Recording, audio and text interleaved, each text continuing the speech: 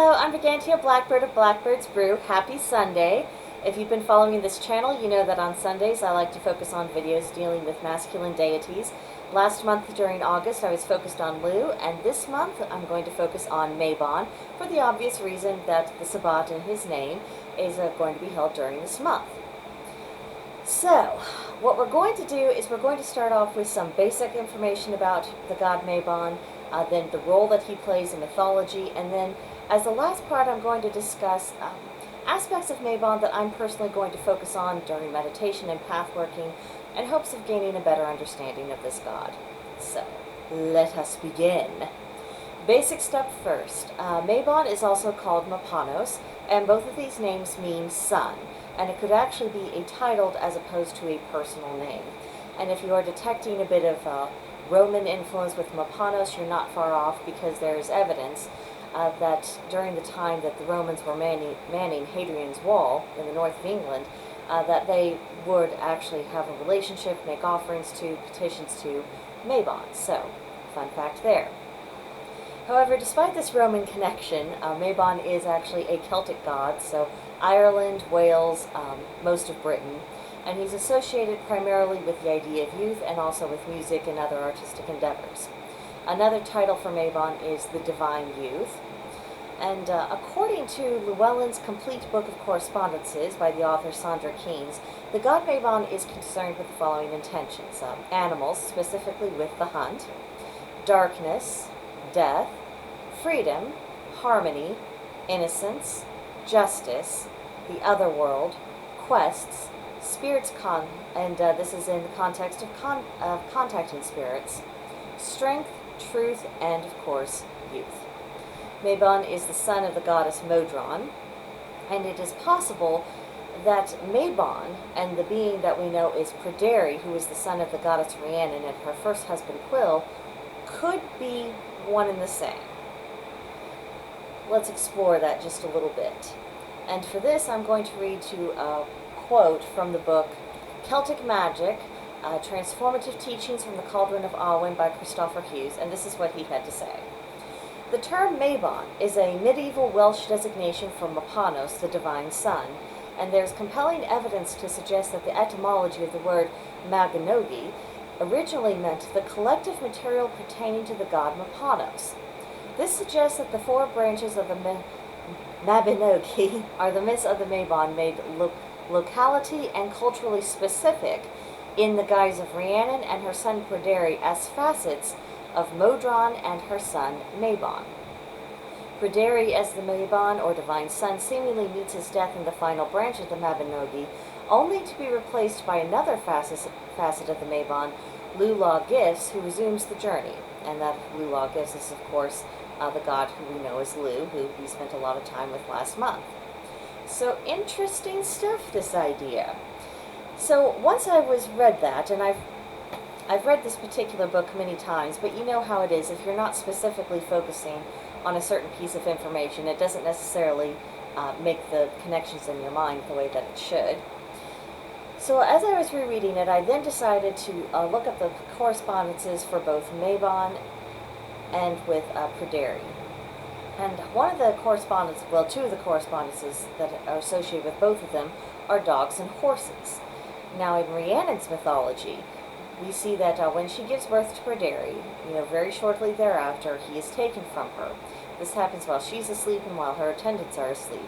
The attendants wake up, find out the kid's gone, can't find him, are very worried they're going to be blamed, so they decided, in their infinite wisdom, to kill some newborn puppies and then take their blood and smear it all over Rhiannon to make it look like she was the one who actually killed him and ate him. I mean, it was a really sick, twisted thing for them to do, but that's what they did. And so that would be the connection with the dogs. And of course, Rhiannon has many connections with and ties with horses in her mythology. So of course, by extension, these correspondences also apply to her son Pryderi. So if Pryderi and Mabon are actually one and the same, this would explain why Mabon shares these correspondences with Pryderi. If this hypothesis is correct, it does lend weight to the theory that all the gods are one god and all the goddesses are one goddess. Or to put it another way, every god that humankind has encountered is the same god, just interacting with different peoples at different times, at different locations, and it's the interpretation of human beings that make the gods appear to be different and separate. And the same, of course, would hold true for the goddesses, that they are essentially components of a greater whole, and which version of the goddess you encounter depends greatly upon which version you are calling upon, or which version is actually needed in the moment. Now, an alternative to that hypothesis is that we're dealing with a pantheon of gods who are actually individual gods and goddesses, and they just happen to be known by different names in different localities and different time periods. That opens up the possibility that there's just one overarching pantheon, and just this is perceived as multiple pantheons by human beings. And when I make the video for Wicca 101, when I explore who the god and the goddess is, I'll go into further detail about the various theories of deity that I've been exposed to since the beginning of my path. But for now, just kind of have this in your head that there are possible connections. Not enough to take to the bank, but there are possible connections to consider. So let's get back on track and examine Mabon's role in myth. First, in his capacity as a captive. As we previously mentioned, he was stolen from his mother. This happened when he was 3 days old, and then he was taken and held in a subterranean prison. Now, the underground is often a stand-in or a metaphor for the other world, or it's considered a doorway or a gateway to the other world. But he also was not alone in his captivity, and according to the triads of the island of Britain, it is stated that there were 2 other prominent prisoners. Another one was Lear, who was a god of the Britons and a god of the sea, by the way, and the other prisoner was Gwyr or Gwir, who is considered to be an equivalent of Pryderi. Now, the interesting thing about Gwir is that he was also taken from his mother when he was just 3 days old. The number 3 does seem to be cropping up with frequency in references to Mabon or his possible counterparts. Now, Mabon was ultimately rescued by Arthur, as in King Arthur, and his men, and then he thereafter assisted Coleridge in his bid to win the hand of Olwen in marriage. So that's one idea, his captivity, how he came to be released, and what that means. The second theme is the idea of an exiled infant who ultimately returns. And this trope tends to go this way. First you have the separation of this young god from his mother. Devastation to the land in some form results. And then you have a restoration, and this occurs only when that young god is restored to his mother. Now, Will Parker had something interesting to say about this. The Mabon would represent the divine child, sacrificial victim, or lover of the goddess, whose perennial imprisonment in the underworld realms follows the seasonal patterns of the plant and animal life of the land, withdrawing as it does into the earth during the winter months. Interesting. And I would also like to point out that this pattern of mythology is a firm rebuttal against the arguments that have disdained associating the god Mabon with the autumnal equinox. Some people like to say, well, it's not really the same thing. However, if you are looking at the symbolism and the general flow of how this goes, it aligns quite beautifully. So something to keep in mind, because you will encounter the other side of the argument. Now, the next role that he plays is as a helper to the dead and of deities who initiate transitions from one state to another, most often from life into death, but there could be transitions of a different variety. Now, we know this because of accounts in the Book of Taliesin, and there are poems in this, and they speak to Mabon's links with the other world and with the afterlife. So we get this impression that Mabon is able to go back and forth between both sides of the veil, have access to both sides, and possesses qualities that can be quite helpful for magical workings in both realms. Kind of interesting about that. So this brings us to aspects for further meditation. Now, this is just the direction that I personally am going. If you are going a different direction and thinking about the god Mabon and what he means to this season, I'd love to hear about it in the comments or in the Discord group. Actually, preferably in the Discord group, because there's more opportunity for a true conversational exchange there. But what I'm really going to be thinking about through September is that as we're marching closer and closer to the equinox in the dark half of the year, this would be a good time to explore the idea of the other world. and really to examine how I'm feeling about the concept of death, the process of rebirth, and this being a pattern that comes over and over again, especially since so many people over the past year have been confronted with their mortality and failed to act in an adult fashion. They freaked out rather than just kind of contemplating the inevitability of this process and what it means to them on a spiritual level. So that's worth thinking about. Also the theme of separation, because with Mabon being separated from his mother, we're separated from the growing season, separated from the warmth, and just the idea of the other things that we get separated from in life and what effect that has on how we go through life, our ability to survive, our ability to thrive, how it forces us to evolve. I think that could be some interesting stuff for meditation and path working. Another aspect is the idea of survival within captivity or restricted circumstances. The world's going crazy, which I'm sure everyone has noticed by now. But what makes the craziness worse is that we are surrounded by control freaks in power.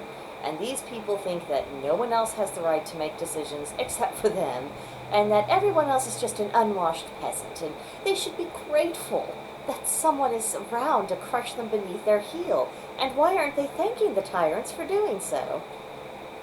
It isn't just obnoxious, it creates a very unstable element in the world, and it makes everything about day-to-day life more difficult, especially as the control freaks try to enforce their desire to control other people.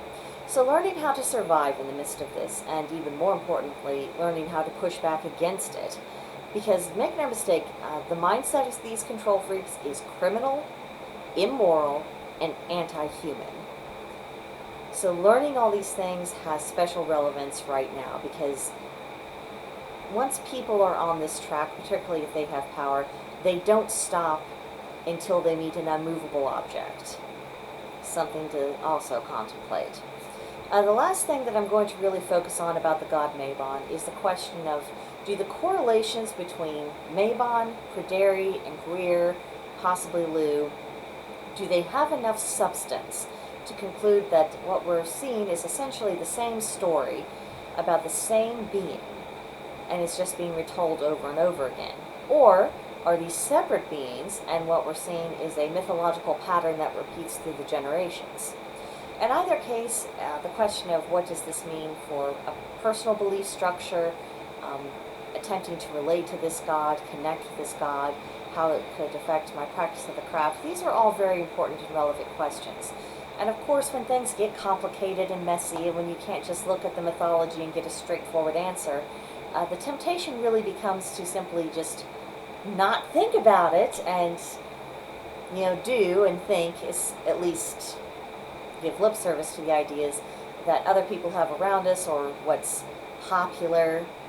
And I would encourage people to not back away from the intellectual challenge that these occasions represent. Even if we cannot come to a firm, take it to the bank kind of conclusion, going through the process of thinking it through and examining the question from as many angles as we possibly can, that has a lot of value. It may be that this confusion is simply part of the mysteries of our path. And mysteries are things to be explored. We may not have the capacity to get that final answer. There could be other possibilities that we hadn't thought of or that we can't comprehend, and maybe we will in time, but going through the process of trying to find out is value. At the very least, it persuades us to think about things on a deeper level than we would if we simply said, well, you know what, I don't know, neither does anyone else, so I'm just not going to think about it. And I'm just kind of bumble along, and if I'm wrong, someone can tell me. It's tempting to go that route, but I would encourage everyone to resist that temptation and put forth the effort to at least give figuring it out a go. So that is our introduction to the god Mabon. I have not decided what next Sunday's video about him will be, but it will definitely be about him.